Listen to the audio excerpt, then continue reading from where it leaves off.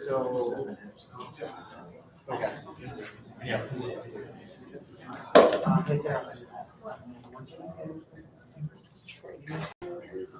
I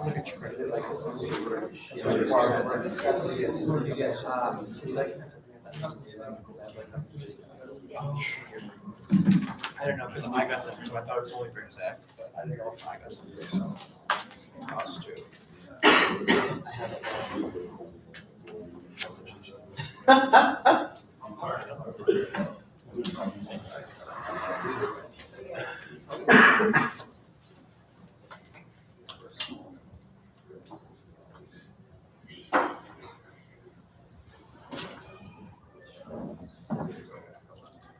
That's with me or you?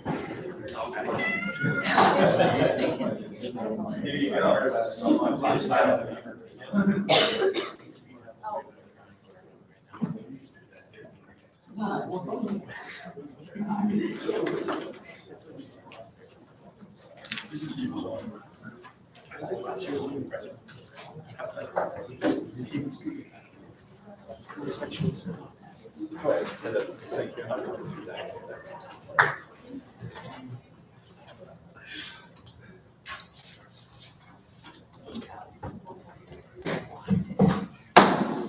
I call to order the September 17th, 2024 meeting of the Student Government Association. We are live streaming and recorded. Please review your agendas while Jacob does roll call.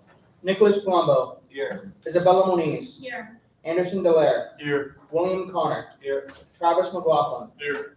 Brenna Giuliani. Michaela Vidum. Sophia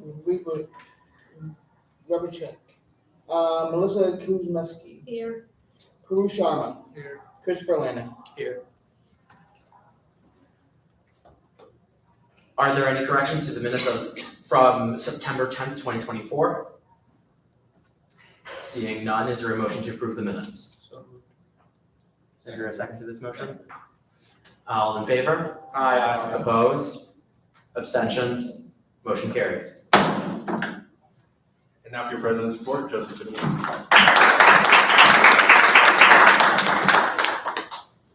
Welcome back, everyone. I hope you are all starting the semester strong and with renewed energy. We have a packed agenda today, so let's get started.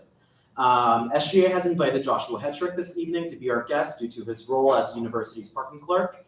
In the past 2 weeks, we have heard from our fellow students about their concerns regarding recent changes to the university's parking rules and regulations. While there are a lot of emotions regarding these new changes, we encourage you to remain civil and respectful as Josh provides an in-depth presentation. In addition, please ensure that your questions are intentional and constructive as we work to foster a positive and productive meeting this evening. I recognize students individually to speak and ask questions following his presentation. Without further ado, I welcome Joshua to present his presentation.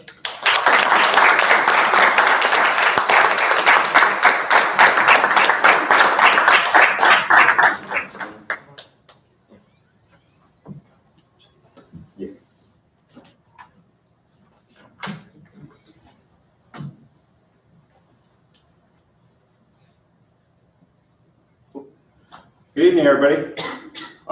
Happy to come down and share some information with you about parking and answer any questions that you might have. I've got some stuff that I wanted to go over really briefly, just to try to kind of explain the different aspects of the campus that take care of parking, because it's not all in one department like most operations on the campus are. Go over what happened with the rules and regulations last year as they were reviewed. And then go through some of the changes that occurred as a result of that review. That includes the main lot parking coming back to the campus, financial aid requests, citation information, just because I've been getting a lot of questions and emails about that. The student visitor parking versus what university guests are versus what event parking looks like. And then a more in-depth look at what the student visitor parking looks like now versus last year. And then maybe some proposed changes that might make it more palatable for folks. There we go. Okay. So my role as the parking clerk is a limited part-time side thing in addition to my primary responsibilities. I'm the Associate Director for Space Management in the Facilities Department. The parking clerk role is supposed to be anywhere from like 5 to maybe 10 hours a week during peak periods. It is not supposed to be a full-time job, although that is definitely what it has been over the past few weeks. And certainly during last year when we were migrating to a new parking system, it was quite a bit of work to try to get that new system up and running. So we had some issues that we went through during the spring semester. If you were here as a student, then you were getting a lot of emails updating you what was happening as we brought that system online. So I manage the parking portal. I do a lot of the work inside of that system to try to make sure that you all are getting what you need out of that system and have access to the information that you need. Oftentimes when you're dealing with issues, either logging in or getting access to the permits that you're supposed to have access to, that's where I come in and try to figure out what's going on. In addition to that, I also support both of the boards that oversee parking, and I'll talk about that in a minute. University Police, they largely manage the parking email that folks receive information from and also send emails to. I try to help support that when I'm able to, but that is primarily supported by Latoya and McDonald over in the Public Safety Department, and then they manage all of the parking and traffic enforcement that happens on the campus. The Parking Control Board is supposed to be comprised of 4 students, 1 ASME member, 1 APA member, 1 MSCA member, and then has 4 kind of advisors to that board. That includes the Chief of Police, the Captain of the Police Department, the Executive Director or Assistant Vice President for Facilities and Management, and the Vice President for Administration and Finance. They are supposed to review and recommend any changes to the parking rules and regulations on an annual basis. That board had not met in a while because coming out of the pandemic, it didn't get back up and running in full. And even last year, it took quite a bit to try to get that group together, and we never had the proper student representation on that board over the course of the year. We had 1 person that was able to be a member of that board, and clearly your voices are the most important to be on that board. So I would very much like to see that rectified this year as we get more of your voices into that room when we were talking about the rules and regulations that kind of govern parking on the campus. When those changes are recommended by the Parking Control Board, they then get raised up to the Vice President of Enrollment Management and Student Affairs, who will review them with the cabinet as needed. And if it was something extremely significant, then it may be brought to the Board of Trustees, but typically that's not necessarily. Typically it sits at the cabinet level. The Parking and Traffic Appeals Board is the one that reviews all the citation appeals. So if you've ever appealed a citation, that's the board that actually reviews that. We did have 3 students on that one last year, and we had an ASME and an APA member. We did not have an MSCA member. So that one met pretty regularly last year and was able to review quite a large number of appeals over the course of the academic year. I think by the time we were done, we probably had them go over somewhere between 300 and 400 appeals over the course of the year.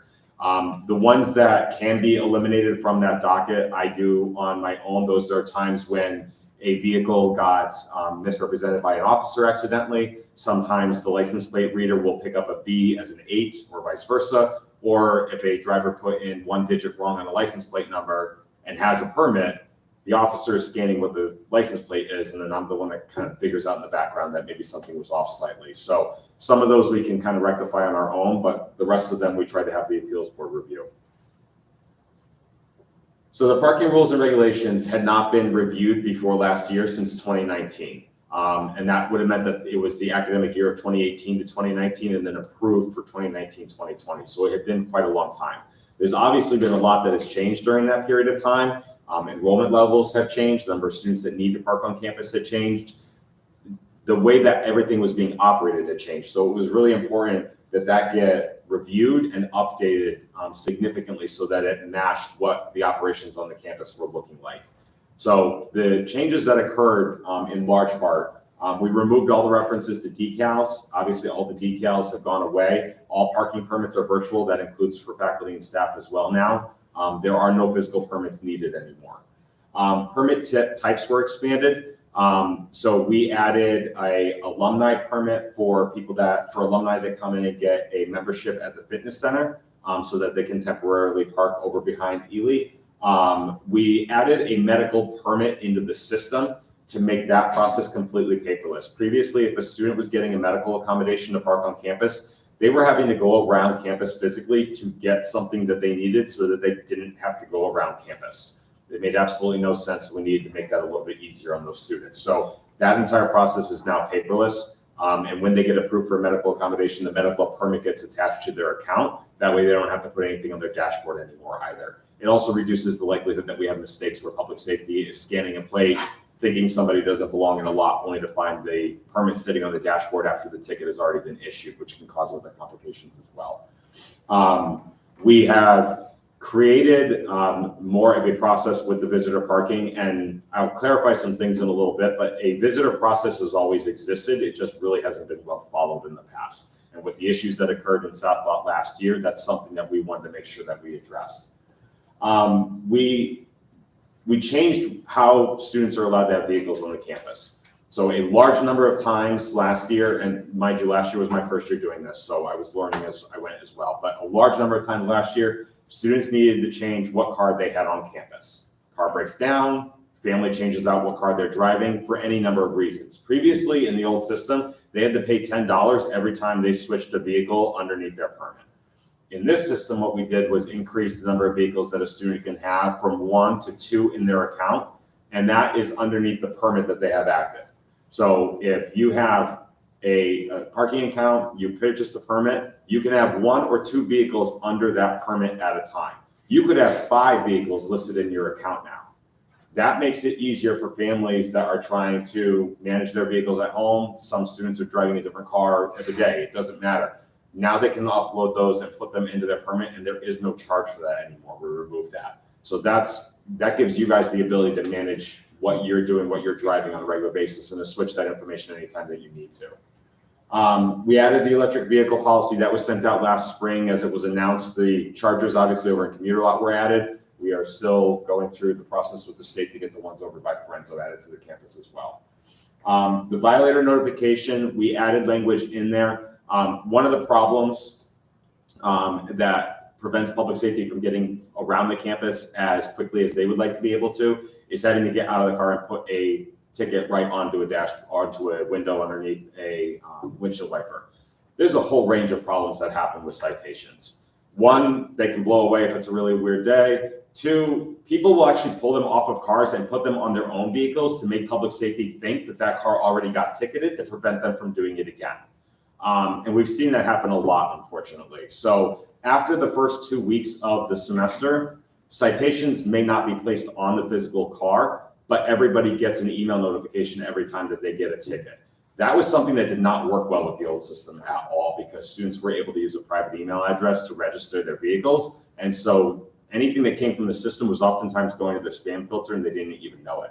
Under this system, it's going to your university email. And we have found that students and faculty, because I hear from them as well, are getting those notifications without a problem. And so having the physical ticket on the car, although it's good for the first couple of weeks so that people know that enforcement is happening and that you know when you come out that your car was ticketed, it doesn't have the same necessity as it used to. And again, having it be electronic reduces the likelihood that we're going to have problems where people are moving those things around or that they're blowing away and people say that they never got notified.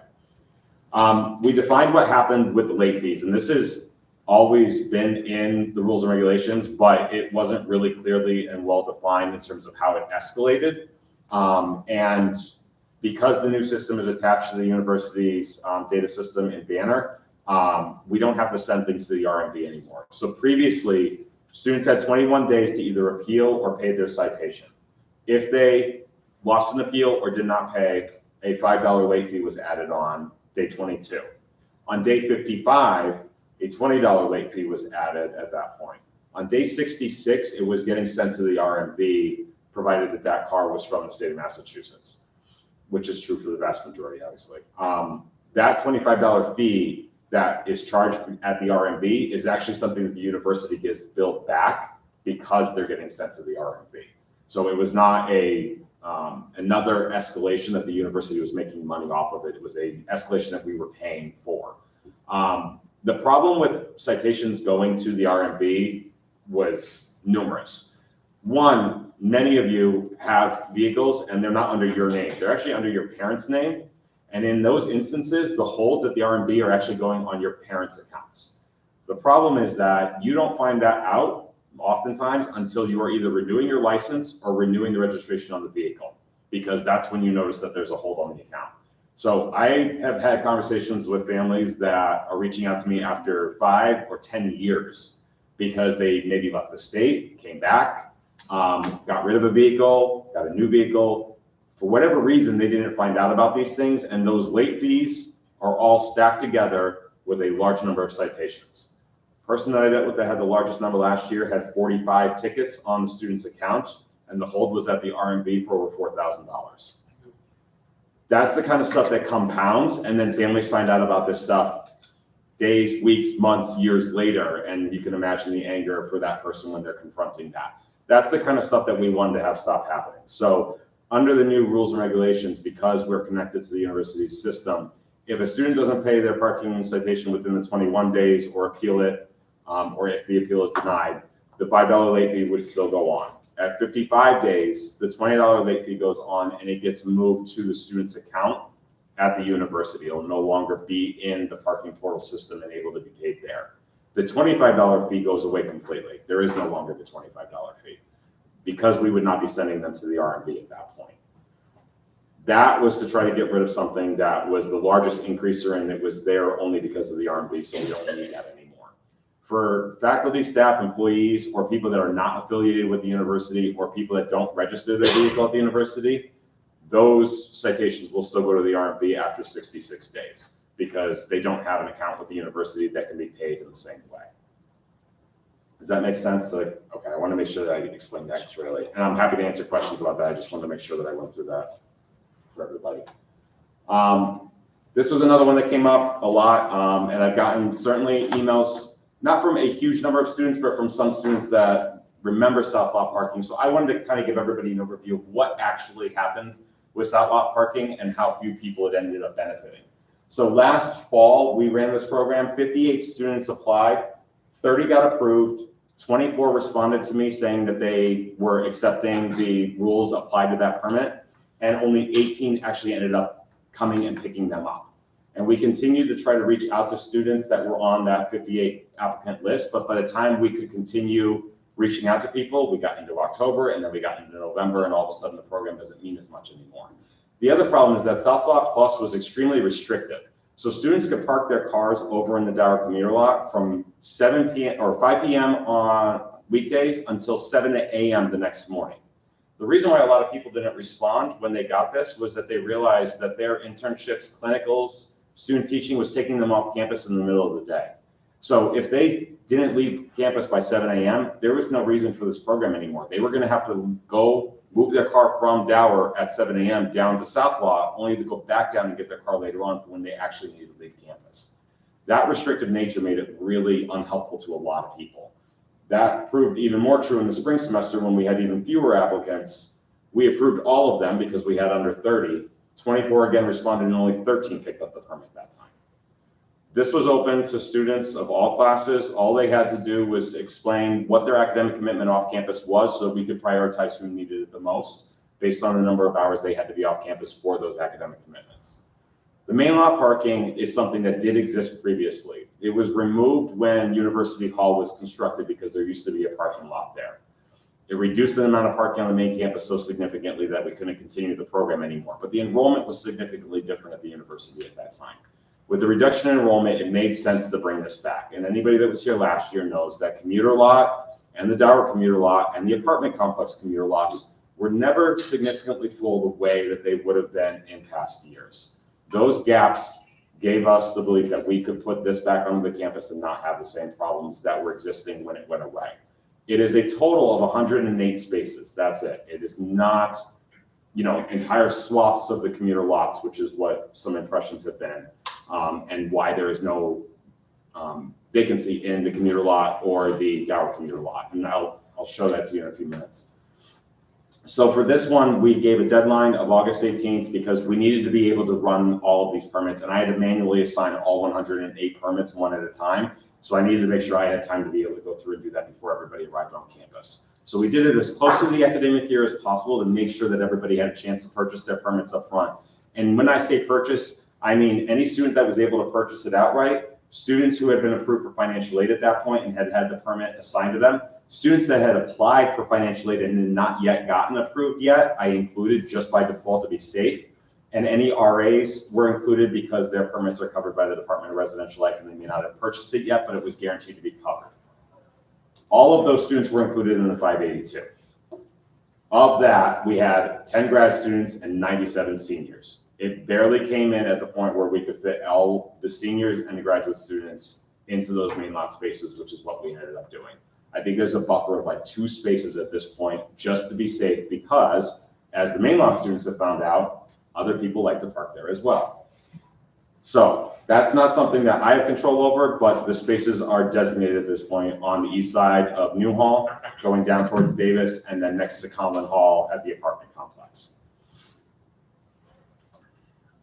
Financial aid requests. This is something that had existed in the past, but it was not really well publicized. So last year when I came into my role in the last week of August, we had about 10 students that had already asked for it, and then we ended up with about 20 total that found out about it early enough that they were able to actually use their financial aid, whatever surplus they had to be able to cover the cost. This year we publicized it heavily at the outset when we launched permit sales in the beginning of July. 177 students have submitted requests. As of today, it's actually 105 students that had enough leftover aid to be able to cover that cost. So that's 105 students that had it placed on their bill. It's taken out of their financial aid. They did not have to pay for it separately. 52 students did not have enough aid left over, and they were notified of that so they could purchase the permit themselves. 7 withdrew their request for a number of different reasons, and I have 18 that are still pending. Either they haven't responded to my emails or they have a citation on their account that they have to take care of before I can issue them a permit, or they haven't added a vehicle to their account, which I have to have before I can issue a permit. So this has been a resounding success. We've had a large number of students that have benefited from this, and I hope it's something that continues to grow in the future. Citation data is something that I'm getting a lot of questions about, mainly because people don't think that citations are happening.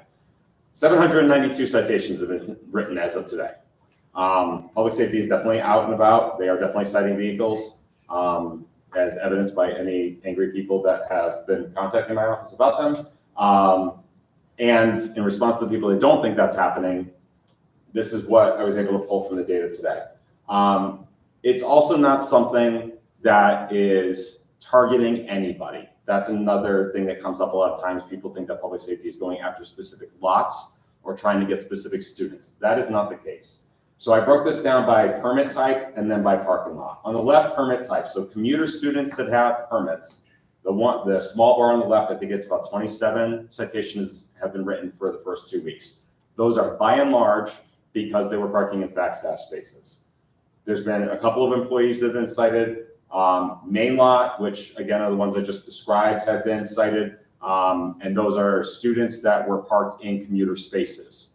And they need to be parking their commuters in their main lot spaces. And we have told them if main lot's not available, they have to go to south lot. That's just the way that it is. South lot permits. This is not south lot. This is the south lot permits. So these are residential students that have a permit and are not parking in correct spaces. By and large, they are parking in commuter spaces right now. And that is one of the problems that is happening and causing issues in the commuter and Dower lot. And I'm hearing about it a lot, and I'm letting you know it is not for lack of public safety going around and letting these students know they cannot be parked in those spaces. It is residential students parking in the commuter spaces that is causing so much trouble over in those 2 areas right now. The other problem is people that have not bothered to get a permit yet, and that is the vast majority of our issues at this point. So combined there, you're looking at 476 tickets that have been written to people who do not have a permit on their vehicle at all yet. The blue bar, no permit, but in system means that they are students that previously registered for a permit, so we know who they are because their vehicle's already in the system. But over 200 of these have been written on cars that have not been in the system yet, which means we don't have a way of necessarily knowing who they belong to. Sometimes it can be somebody that's visiting the campus, but other times it's a student that just is brand new to the university and has not bothered to get that permit yet. But they are getting cited, and unfortunately, until we get those students to actually get the permits, this is going to keep happening and they're parking everywhere. And unfortunately, they're going to pile up parking tickets. And if they don't have a permit registered with the university and we don't know who they are, those are the ones that will end up going to the RMV eventually. On the right-hand side, it's citations by parking lot. Commuter lot has been by far the biggest problem over the course of the start of the first semester. Like there's just no way around the fact that it's 247 times that those have been cited. They are out there. They are trying to make sure that students know they need to not be doing this, but unfortunately, that has been the lot that's been the most problematic. Dower lot, again, has also been extremely problematic with students parking there and not going into the lots that they're supposed to. And this is a residential student thing. We know that residential students don't like parking down in South Lot, but unfortunately, it's causing problems for commuters as a result of that. All right, so student visitors versus university guests versus event parking. There's been questions about what the differences are, and there can be overlap between these three groups. Student visitors are people that are coming to visit students for any period of time on the campus. That can be your parents, that can be friends, it can be anybody that is coming to see you on the campus. University guests are guests that are hosted by a department on the campus. They are guest speakers, lecturers that come out on the campus, people that come for events that are hosted by an academic department, people that come and give talks over in the banquet hall, whatever it may be, they are hosted by the university and it's a separate registration process. And then there's event parking. Event parking oftentimes happens for open houses, it happens for orientation, it happens for athletic events. During those times, departments will coordinate with public safety to identify a specific area where that parking can occur. And it also covers backstaff spaces after business hours where people can park temporarily while they are watching an athletic event. But it's limited to when that athletic event is taking place. It is not an excuse for that person to then park overnight on campus, which is something that we sometimes run into a problem with. So the way that visitor parking happened in the past, prior to this year, people were supposed to go to public safety and get a physical permit for their dashboard that they would put on their car, and that permit was always for South Lot. They're not supposed to park in commuter lot, not supposed to park in backstaff spaces, not supposed to park in visitor spaces. It was always for South Lot. A lot of people ignored that outright and just dealt with the tickets. A lot of people don't realize that because we're a state university, those tickets were going to the RMV. So they just figured, I'm not going to pay it, doesn't matter. And I get a lot of calls from those people as well. Visitors were not permitted to park in commuter spaces under any circumstances. And that's been a bone of contention and some confusion recently as well as we tried to roll out this new program. So we needed to make sure that guests are getting their cars registered with the university, especially after everything that happened in South Lot last year, for a number of reasons. One, we need to know that somebody is actually registered to be here. But two, if something happens to one of those vehicles, we need to know who we're trying to get in contact with so that university police could reach out to them and let them know that something had happened. So we created the visitor parking permit for a number of reasons. And one was to try to make it a little bit easier for visitors to be able to park on the main campus on weekends when predominantly you have visitors coming to see students that are living on campus. That is mostly happening Friday night into Sunday. So the permit was created. It was going to be $5 a day, $5 for one day, $10 for 2 days, 3 days you could purchase, and then you could get a week-long permit. That gave them the ability to park in South Lot at any time, just like a residential student, but then also have the benefit of those commuter spaces between 5 p.m. on Fridays through Sunday at midnight. I've talked to a number of students. I know students have been hearing from other students. So we're trying to figure out the best way to approach this while not contributing to the issues that are happening in the commuter parking areas right now, because that is a serious concern for commuting students. So what I'm proposing and what I've sent to SGA, I've sent to the Parking Control Board, is that visitors staying on campus for more than 2 hours still need to register their vehicles to be here. That way we know who's on campus and that they do belong here for the weekend or whenever it is they're coming to visit you. The permits can be available for 1, 2, or 3 days at no cost, and that would be good for South Lot only. If they want to be able to park in the commuter areas, that's when the charge would be there. That way there's still some control around the commuter spaces, and those people using the main campus parking are still contributing to parking on campus, which is something that actually goes back to benefit all of you. Parking fees contribute to two things. They contribute to the upkeep of the parking areas, all the roadways and sidewalks on the campus, and they also go to scholarships. So if people are using the facilities on this campus, it makes sure that it makes sense that they can be contributing to that. One of the issues that I heard from several students is that they have people that come up and see them every single weekend.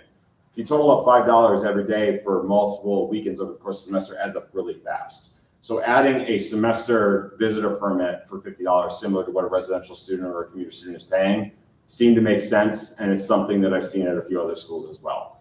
To put this in perspective and why this was something that we created, other campuses do this. UMass's is the closest one, and theirs is significantly more expensive than the program that we had rolled out or what we're proposing here. Theirs is $8 a day. I think it was $35 for the week, $120 for, $180 for a month. It substantially more expensive and it adds up really quick. We're trying to keep this manageable, but we need something to make sure that people who are coming to the campus are actually registering their vehicles and letting public safety know that they're going to be here for whatever reason over the course of the weekend. Yep. That's everything. So happy to answer whatever questions I can. Are there any questions, comments, or concerns for Joshua Hettrick? Zeke. Z. Zeke. Zeke, sorry. That's all right. Could you go back to the slide with the graphs on it? What counts under apartment commuter lot in the right graph? The apartments, there is no apartments commuter lot anymore. The apartments lot is the main lot now. Now I have a big, oh, that's just what it's called now? Yes. Okay. Then on a follow-up, the citations still say apartment commuter lot. Okay, I will look in the system and find out. We changed the name of it in the system, so I don't know why that's still happening, but I'll figure that out. Okay. Thank you, that's helpful. Thank you, Zeke. Are there any further questions, comments, or concerns for Joshua? Isabella Moniz. Hi, thank you for coming down. I have been made aware that there is an issue outside of New Hall with the main lot spots taking up some of the faculty staff spots. I know for a fact that the maintainers in New Hall are now missing 2 spots where they used to be able to park. So I was just wondering if there's a way that we're like looking to correct that, because now they're saying they can't park in front of the building. So they're not, that's my department, they're not gonna like me at the moment, but we maintain, there is still the faculty staff parking behind New Hall back on the circle between Davis and New Hall next to the basketball courts. That is all still faculty staff. And we still kept 6 spaces at the corner of New Hall going towards Davis for faculty staff. That's part of that main lot. Okay. That is more than enough parking for the maintainers and the RDs that live in those 2 buildings. We made sure to maintain that parking there so that they're able to park near the buildings like they normally have. We didn't change or convert that entire lot to main lot. We did make sure that we maintained those spaces for them. Now, I still can't help it if people ignore those signs and decide to park there and end up getting ticketed. And the staff is very good about calling public safety and letting them know that there's no parking available over there, and public safety goes over to ticket, but there's only so much that we can do to try to enforce that, unfortunately. So there is, I believe, total between the 2 parking lots is 14 spaces. And that is definitely enough to cover both of those buildings.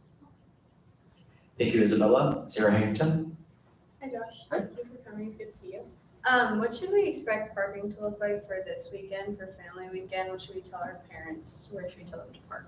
I would actually defer to the chief and Matt on that one because that falls under event parking. So event parking is coordinated when there's large scale events on the campus, and people will be directed to the lots that make the most sense.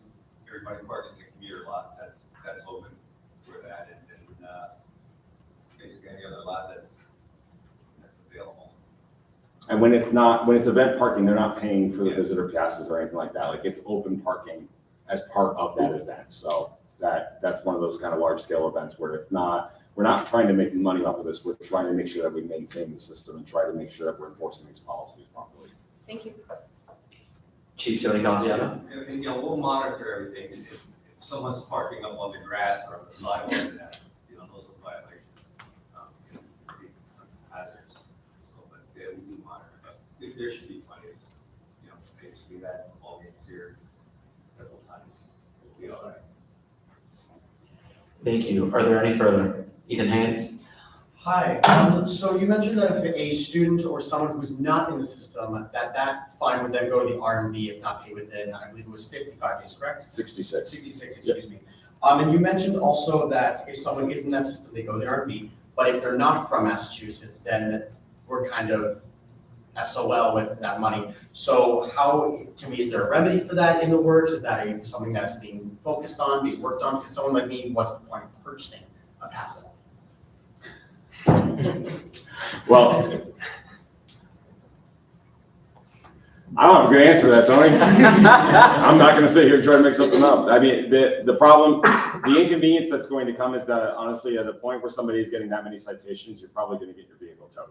And It's gonna pop up on showing that, okay, we see a red Toyota with this license plate several times.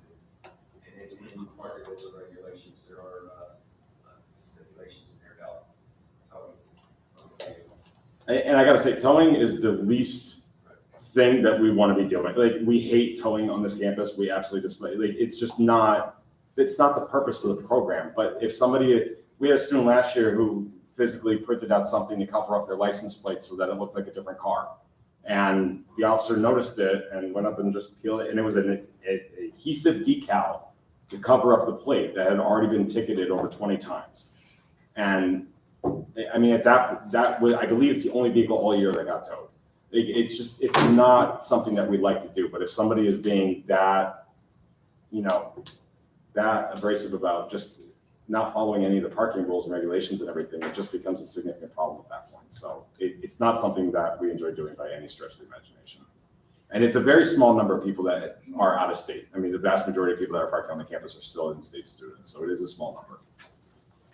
Chief Tony Casiano. And just remember now, before everything was all paper, which was a lot harder to track. Now it's in a computer and a great system. So if I'm out there and I, check your vehicle and it says, wow, you have 10 outstanding tickets. It's someone's going to have a chat with you, or we'll say, why don't you have your detail? Thank you. We have time for about 2 more questions. Are there any further? Chris Landon. Hi, I just wanted to stress the importance for more students on the parking control committee. I'm currently the only one. If there's anyone freshmen in the room that are thinking of joining SGA, consider parking control. It's a good committee to check off your little checklist of 2 committees. So come join. Yes, please. Anderson Delaire. Hi, thank you for coming. So my question is, for the Friday after 5 p.m. to Sunday at midnight, the student visitors would, no matter what, need to pass the eyes, they would get ticketed, correct? To park up in commuter lot. Yes. All right, now for students, I know in the past it was okay for Southwell students on the weekends to park up in commuter lot. And it's those. And they don't need to change anything or. They do not. Okay, perfect, sweet. And I have one more question, if that's okay while I'm up. So it says, if we were giving alumni passes for the gym, why can't we give alumni who visit frequently a pass instead of paying every time, or doing like the whole $50 pass? Say like they still have like friends who they come to frequently, and like be of the alumni passes for the gym. Why can't we do that for them so they don't have to pay like a whole $50 and something a bit cheaper? I don't know what the gym one was. So the gym one was requested by the fitness center in order to try to give alumni a reason to be able to come back and use the facility here as alumni. That's just another thing. I can say that I have not been told that a single person is actually registered at this point because I haven't been asked to input any information in the system for that. And I don't disagree that that's that idea. I would just say that the Parking Control Board needs to review that and discuss it and then have a vote on it. Thank you. Thank you, Joshua Hettrick. Yeah, no problem.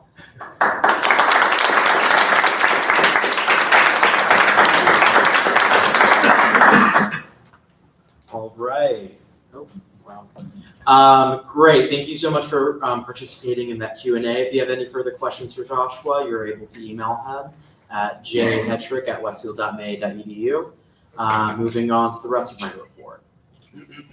So last week on Wednesday, September 11th, I had a productive meeting with our faculty partners regarding future collaborations and what I am calling registration week.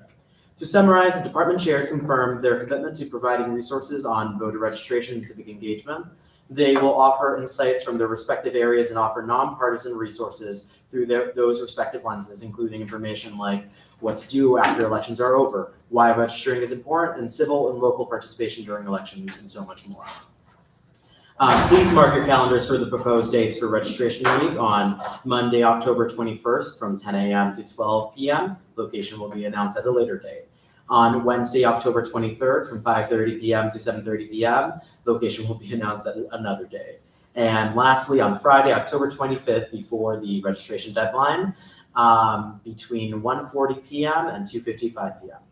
SGA will staff tables and shifts during these events. In addition to that, there will be faculty presence to provide professional context at the registration events. We will also distribute iRegistered stickers at the booths. More information to follow. We will discuss strategies for advertising registration week soon, and the SGA Executive Council is working on a flyer to promote these events. Please stay tuned for further updates. Last Wednesday, members of the SGA Executive Board went around campus distributing water and, last Friday, members of the SGA Executive Board went around campus distributing water and gum packets to students while promoting upcoming elections. This outreach was well received, and we will be doing it again this Wednesday from 10 a.m. to 12 p.m. We encourage all senators to join us. It's a great opportunity to engage with our peers and promote our initiatives. I will be speaking at tomorrow's pep rally on the green at 6:45 p.m. as an energizer. I encourage everyone to attend, show your school spirit, and participate in what promises to be an exciting and energizing event. A big thank you to everyone who participated in our collaboration with Veteran and Military Services on September 11th. Together, we were able to climb over 600 flights of stairs in honor of the losses incurred over 20 years ago. Your involvement was deeply meaningful and a powerful tribute. Lastly, please be advised that there will be a mandatory training session taking place at the conclusion of our meeting today. Your attendance is required for our senators. And as always, I'll end you off with a quote by Louis D. Brandeis. In a democracy, the highest office is the office of a citizen. Thank you. Any questions, comments, or concerns for Joseph? Jacob Concept. If anybody wants to sign up, there is a paper that is shared that can be going around soon if you want to sign up for the water bottle next Wednesday. This Wednesday. This Wednesday. Thank you. Any further? Seeing none, thank you, Joseph. And now for your Board of Trustees report, Daniel Courier.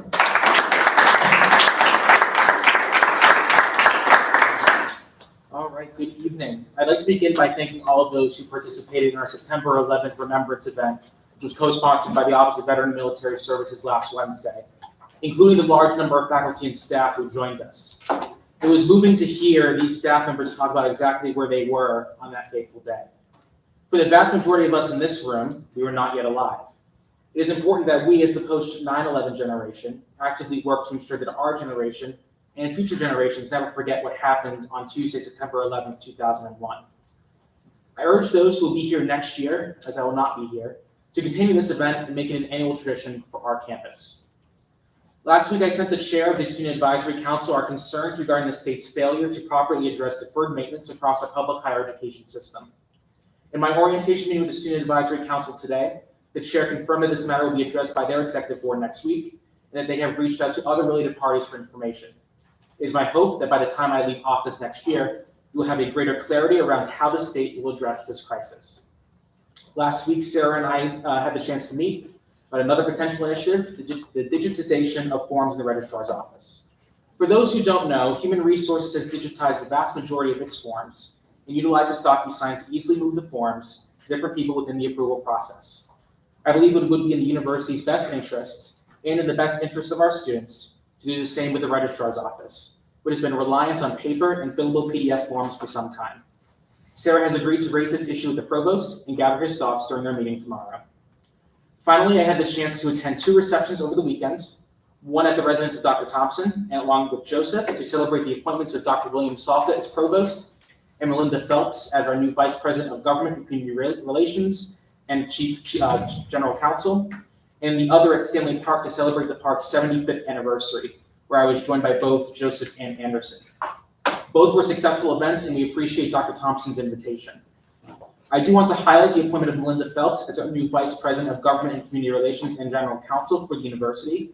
She brings nearly 40 years of legal experience to the table in both private practice and as general counsel for Springfield Public Schools. She will serve the institution and its students well in this new role. Later this week, Joseph and I have our monthly meeting with Dr. Thompson. Please let us know as soon as possible of any matters you'd like us to discuss with the president. In addition, I'll be in attendance at the Westfield State University Foundation's annual meeting tomorrow night as we celebrate the year of giving that we have had and look forward to another year of strong philanthropic efforts. I hope that some of you will join our special committee on publicity and external relations this year, as per the charge, to support Austin and the rest of the foundation board this spring as we raise money to support our fellow students. Thank you, and please let me know if you have any questions. Are there any questions, comments, or concerns for Dan and Courier? Seeing none, thank you, Dan. And now for your Vice President's report of student life, Justin Wald.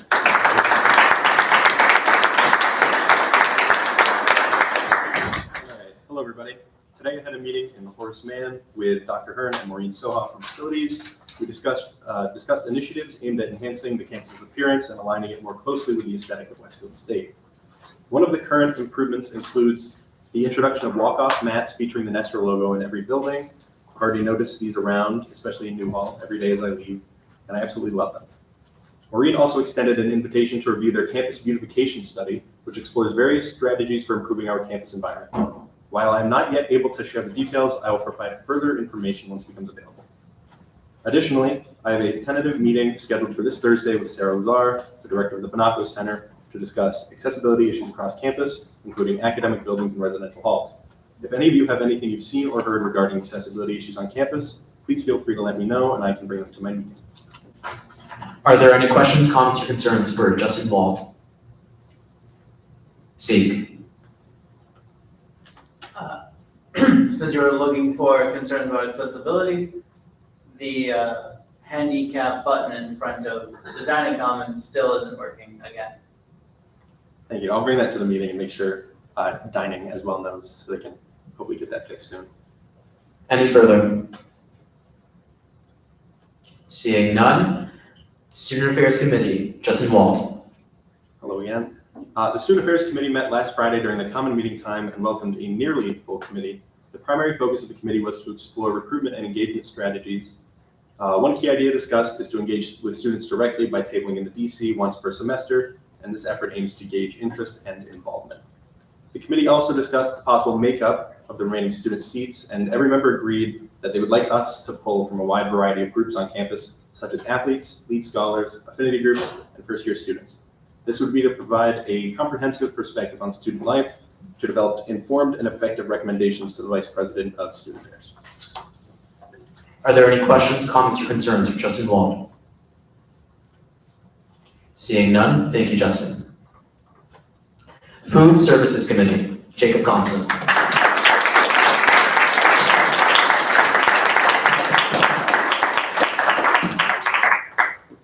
Hello, everyone. The Food Services Committee met last Friday, and we had a very productive meeting. We first went over the bistro and why the chicken tenders were moved to Owl Cafe. And it turns out it's because they are offering a twister wrap, and they have chicken tenders in it, and it just makes more sense to have them there, rather than having at two locations. And the biggest reason why they want to do this is because of new menu options. We also went over Portion at Bistro, and it was told they are this exact same from last year, which, yeah. Moving on to Owl Cafe, I brought up the fact that the create your own items have been removed from the Get app, and I asked about it, and the reason why is because of complaining and wait times. It was mentioned that you can still get create your own items from Owl, however, you just need to ask in person about it. I also asked for a menu to be posted of the different items and that you can request, and they are looking into getting one posted. And then to Ely Harvest, Dining is very happy about how successful it has turned out to be this far, and they weren't expecting how big it is. And then I also asked about being able to create your own items there, and it was mentioned you can actually get yourselves to be how you want it. You just need to ask in person. And then I asked about possibly getting Ely Harvest to open earlier for smoothies. The reason for this is because last year, when the smoothies were at Bistro, people could get it for breakfast, and because it's now at Ely, you can't, and they said they're going to be looking into it. And they also mentioned how they're also thinking about moving the meal swipe option onto the get after tryout.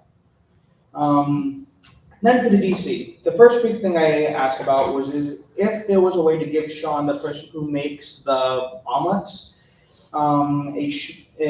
give him a way to alert to everybody that that your omelet or scrambled eggs or whatever you want is done. And we came up with a short and long-term solution to allow students to hear him. And the first one was to give him a wireless microphone so he can use the intercom system, and then possibly a long-term solution, maybe like a deli-style solution. But they will be discussed later. And then I asked about what happened with the meal swipes over the opening weekend, and it was said that their Seaboard system froze and it didn't let it reset at the end of the week, so people were running out of meal swipes, but it has since been fixed. And then finally, for the dining updates, it was advised that students be patient with the DC switching to late night, as it might take a little bit longer to set up. And Maria's cooking class is coming up on the 25th, so please go to the cooking class because she puts so much time and effort and nobody shows up for it. And I will be there. And then family weekend is next weekend and there will be outdoor food during it. Apologize for the long report, but it was a successful meeting. If you have any questions, please let me know. Are there any questions, comments, or concerns for Jacob Constant? Chris Landon. Hi, I just want to add a point of information. I spoke to Sarah today. I spoke to you about it too. There was some confusion at the Owl Cafe that you can't create your own sandwiches. The workers were saying when me and myself and some other students went up that you can't, but there is now a solution. Sarah has talked to them and they will tomorrow. If you go up, they'll know what they're doing. And also she's going to work on an Instagram reel to advertise that create your own sandwiches are back. So. Thank you, Chris. Any further? Elizabeth Mercer. I would just tread cautiously if we're gonna put for Sean and the whole system for omelets and stuff.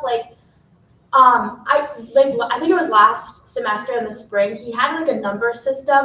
And I think that worked great because he would call out a number 56. If your number is 56, you should be paying attention. If you're there making an omelet, you should be at least close to the station to hear your number. I just feel that's just considerate on the person who's getting an omelet to Sean, so I don't think the microphone idea should go. I spoke to him about it a lot, and he said that even though the numbers were actually worse than what the name is, what the name system is now, because people forget their numbers and they just don't know, then they just don't remember what they got. And especially now, people still don't hear their names, and there's a lot of food getting thrown out. So the biggest reason why we want to introduce it is so there's not as much food waste. Thank you. Isabella Moniz. Hi. I have a question about the customizing options at our various locations, not even just including the Owl Cafe. If we are going to be allowing to do that, why are they not being put on the Get app? I don't have time personally in my schedule to go and stand there for 20 to 30 minutes and wait for something to be customized. I'd like to be able to do that on the app, even if it's going to cost me dining dollars. So maybe just presenting that as an option to them again. I know it's probably more work for them, but I mean, I'm not eating at any of our dining locations right now because there is no option for those things. I think Justin just added it to be mentioned at part of it. Yes, but we will bring it up again. Thank you. Thank you, Alice Anderson Delaire. Thank you. My thought with the Sean and numbers thing, I thought the numbers, in my opinion, are a good idea. If he says they're not working because people forget. In Ely Harvest, they're doing the slip where you write everything down and give you the bottom half so you can keep the number. So I think if he did something like that, instead of just writing it on a piece of paper, which was kind of what he did last year, because that's the students can't forget because they have it. I still have mine from 20 minutes or before the meeting. And the other thing is, when they make stir fry for you, the way the omelets are done, people would wait up there for the stir fry. No one does that for the omelets, so maybe just make that I don't know if that's a rule. Then try to find a way to work that in, so then people don't get lost. Because we all did that for stir fry, but no one does it for omelets, and it was always weird to me. So that's all. That's that. Thank you. Any further? Zeke. I heard that there was supposed to be an option to use meal swipe or certain other currency in the Owl Cafe to gain a pre-made meal of some sort that includes a drink and food and etc. However, every time I've asked at the Owl Cafe, they've yet to implement that. I was told it was not set up by the manager or something of that position yet. Are there any plans to get that underway?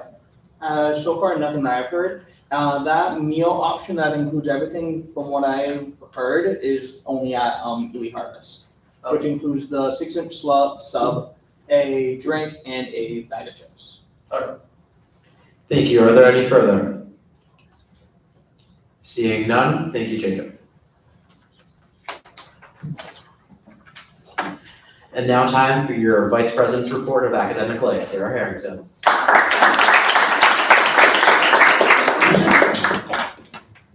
No report. Are there any questions, comments, or concerns for Sarah Harrington? Seeing none, now for your Vice President's report of finance, Austin Morgan.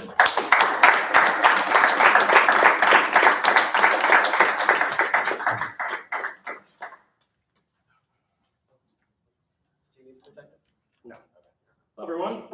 The Club Involvement Fair was held on Thursday the 12th and was a tremendous success. We had over 60 clubs and interest tables with over 100 students who attended. Thank you to everyone who helped with the setup and the breakdown. It would not happen without everyone's support. But going forward, I hope we can keep up that type of success with our future initiatives.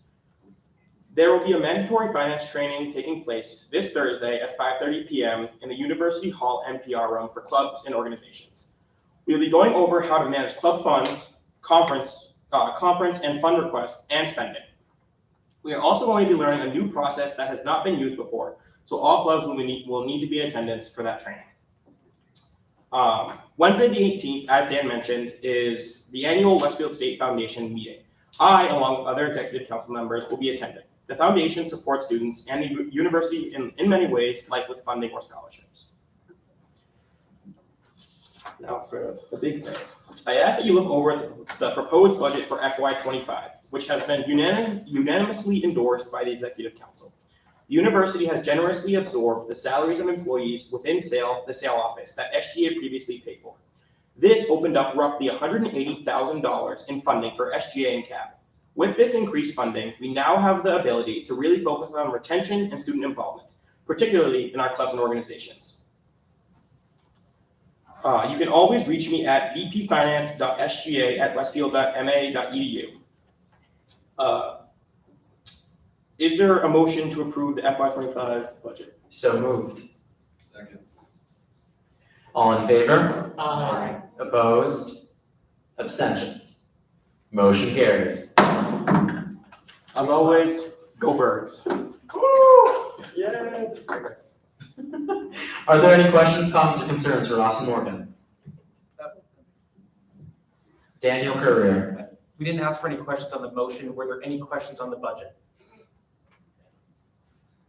None? Just want to make sure. Did we look through it? Anderson Delaire. Alright, so for club sports here, it says 45,000. That gets dispersed to all the club sports we have, correct? Yes, it gets dispersed to club sports that are going to be active for this academic year. Okay, yeah, that makes sense. So then my follow-up question would be, in the past I've asked about this, is there a way for the club sports to get maybe more money? Because I don't know if I've been told that SGA is not who to talk to about that, but also then I see it here, so I'm just kind of wondering who to talk to about. Like, I know some of the club sports have to pay league fees, which then they have to charge their players for, which then can cut down the amount of players who can play, which means the fees go up, which means even less. Kind of, snaky in itself problem there. So if the club sports could get a little more for, especially so those sports that have to play in a league where you have to pay for, don't have to charge their players as much or in their dream world any, that would be really helpful for us. Yeah, so that definitely is something we can look at. I believe that moving forward, we can. Daniel Courier. So just give a point of information on kind of the process moving forward. So now that the budget is approved, the Executive Council does have the discretion by majority vote to adjust the budget as necessary. This is on our bylaws that were approved now a year and a half ago. Club sports, however, cannot go through the finance proposal process. So they are excluded from that. It's only for our registered student organizations. Thank you, Dan. Christopher Lannon? I just want to say thank you to all you guys for giving class councils more money. As the treasurer, it means a lot to put on a lot more great events. So I just want to thank you for that. Are there any further questions, comments, or concerns for Austin Morgan? Anderson Delaire? All right, so thank you, Dan, for answering that you guys don't help get more money for club sports. Who do I talk to now? Plenty of information. So this was all handled, and I think Austin can probably talk about it, through Todd Dittmar in the athletics office. He's really our point person. So he's supposed to talk to all the captains of the teams and know the finances for everything for the club sports. So if we're to go directly with every sports team, that would be going up, below him. We're going with, we go to him. Okay. So you'd have to talk directly with Todd, but that should have already happened. All right, sounds good then, yeah. We actually did see an increase comparing this budget to years prior with the addition of more club sports. So I think that going forward, there are going to be more club sports on campus this year, so the budget was increased. Thank you. Are there any further questions, comments, or concerns? Seeing none, thank you, Austin. And now for your Vice President's report of publicity, Elizabeth Mercer. No report. Are there any questions, comments, or concerns for Elizabeth Mercer? Seeing none, thank you. And now for your Executive Secretary's report, Jacob Constant. All right, I'm back, but I'm going to keep this one brief, I promise. Signature papers are due September 20th at 5:30 p.m. on my birthday. Elections will be held next week, Monday the 23rd through the 24th, and then election results will be made available to everyone by email and by Instagram on Wednesday the 25th. I'm unsure of the time when they will be posted, but it will be sometime on the 25th. And then also there will be a mandatory onboarding process for all the senators directly after the meeting, so please don't leave right away. And then if you have any questions, please let me know. Are there any questions, comments, or concerns for Jacob Constant? Seeing none, thank you, Jacob. Is there any new business? Announcements? Elizabeth? Well, during the onboarding, there'll be a part of the publicity and external relations, so that's when I'll make my announcement. Thanks. Thank you, Elizabeth. Any other announcements? Daniel Courier. All right, so I'm going to begin my weekly tradition of talking about the Accounting and Finance Club, which I know no one will go to, but I hope that you will join us for our welcoming this Thursday. We will have pizza and drinks there, so certainly come and join us, talk about different things that are going on this year. Any further? Nicholas Palumbo. 241 days to commencement. Roll call. Nicholas Palumbo. Here. Isabella Moniz. Here. Anderson Delaire. Here. William Connor. Here. Travis McLaughlin. Here. Brennan Giuliani. Michaela Vidum. Sophia Rubencheck. Here. Melissa Kuzmeski. Here. Parush Sharma. Here. Christopher Lanham. Here. If there's no additional business, I call to adjourn the September 17th, 2024 meeting of the Student Government Association until September 25th, 2024.